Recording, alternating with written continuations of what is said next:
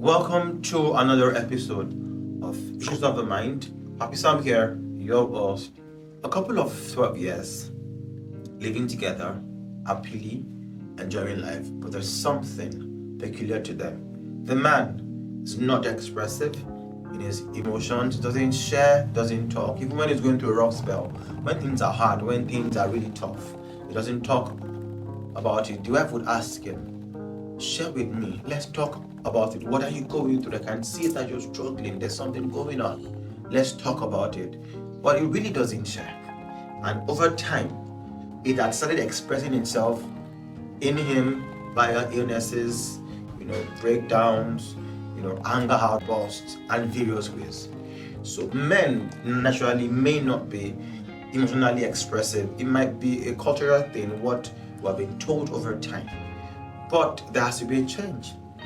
And the change is we need to learn to express the way we feel, talk about our challenges, our struggles all the time.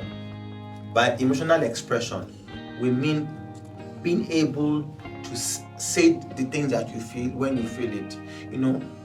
It's a strength that you're able to share your pains and share your losses and share your grief and share your downtimes, with those that you love and express how you feel. It's a strength that you talk about it. It's a weakness when you bottle it up and you feel, I don't need to talk about it, I can walk through it alone. No man is an island. A tree doesn't make a forest. Trees, bushes, if you may permit me, makes a forest. That means that at some point in our lives, we need to talk about how we feel, express ourselves, which is very good for our mind to function properly. That means it's good for your mental health. At the end of the day, when you refuse to talk and share, and express the way you feel, it becomes an issue for your body. Anxiety disorder, you're always anxious, always at the edge.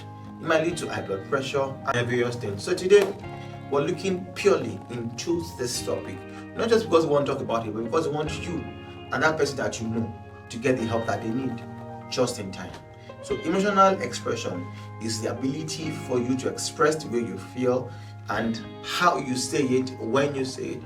It's for you to be able to release your pains, your hurts, your feelings, not just when you're happy, but when you're struggling, when things are hard and tough. We all want to share with you and we care about you as well. But then the idea is for men that men don't talk a lot, men don't share, but that's not true. Do you know what again is not true? Keeping things to yourself. At least there should be that one person that you're able to share with, pour your heart out to, and you feel better. So what happens to your mind when you share and when you express is you bring freedom and peace and release to that mind. You're able to function maximally, and your body is saved from future ailments and illnesses that can transmit or that can get to that level. So you need to understand that as a man, there's a place for you to share with your wife, and your wife should be able to receive, deal with, handle those informations properly, and don't be that one that will say be a man, be that person. There's nothing such as be a man. The first thing is be human, and as humans you can cry, you can decide to pick different ways to express the way you feel. You can choose write down how you feel. You can choose to do voice notes or record yourself to express your pain. You can choose to cry and release how you feel. If you feel, oh, I'm a man, I don't want to cry in public, it will reduce my ego, then cry in your room, cry in a private place, express the way you feel. Release that tension, that emotion, let go of it out of you. It is very okay to cry. There's nothing, in fact, crying is healthy for your mind. It relaxes your mind and helps you gain a lot more clarity. There are various ways with which you can also express the way you feel. Talk to someone, see a psychotherapist, but ultimately do not bottle these things up. Do not keep it to yourself. And then again, if you've been going through rough spells, terrible times, and there's really nobody to share it with, remember that there will be one person. It's bad as the bad. I'm going to use that phrase. No matter how terrible and how bad it is, there's that one person that I feel and I know that you can share with. At least share with a stranger. They say that the things you share with a stranger is safe. You don't know them, they don't know people around you. just release it and share with people that you know that may make your issue an evening news. I understand. I know that part. But then again, we cannot still exist as an island. And the truth is, there is nothing so new about the things that we go through. That doesn't mean that they're not peculiar to you or you're not going through it. It just means that you need to pace yourself and take it easy on yourself. What I mean is you need to give yourself some grace and release your emotions to get help that you need. See, if you not release it, see my face. If you don't let it go, you can't receive. So it is when you release that you get. If you keep holding on to things, you never get the help that you need. And help is available 2 ways. It's either you go for help or help comes for you. I want to also go deeper into this conversation and say, oh, well, I'm a man. I don't know why I feel the way I feel. I don't know why I act the way I act. But the truth is, it is normal that as a man, you're not able to place a hand on how you feel and what you feel. That thing is called Alexithymia. You're not able to identify your emotions or your feelings. But it's so good to speak to a therapist that can help you. Now, when you bottle up your emotions and your feeling, it leads to stress, depression, substance misuse, substance abuse, and all the likes. And of course, relationship would suffer when you're not able to express the way you feel. And I could go on and on to describe how, as a man, we feel about this. Now, there's a positive shift. The moment you accept that you need going for therapy, speak to someone. That's when you begin to see the positive shift. But please do not hesitate to get the help that you need, so that it doesn't hamper your life expectancy. One of the reasons why men do not live long is because we have been wired to suppress pains, emotions, and feelings and not talk about it. The moment we begin to share and talk about these issues and express the way we feel in healthy ways, in the right places, with the right people, then we are safe.